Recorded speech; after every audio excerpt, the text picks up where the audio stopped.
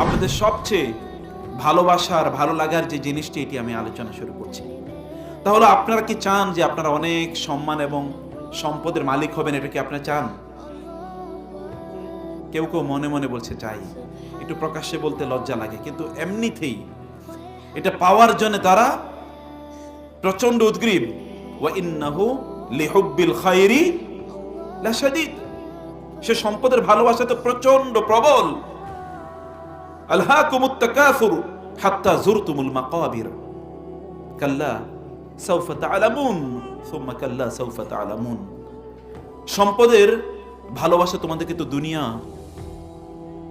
এর প্রতি প্রচন্ড আসক্ত করে রেখেছে, আখিরাত বিমুখ করে রেখেছে। কিন্তু তোমরা জানো না সত্যিকার অর্থে সম্পদ কোথায় পাওয়া যায়।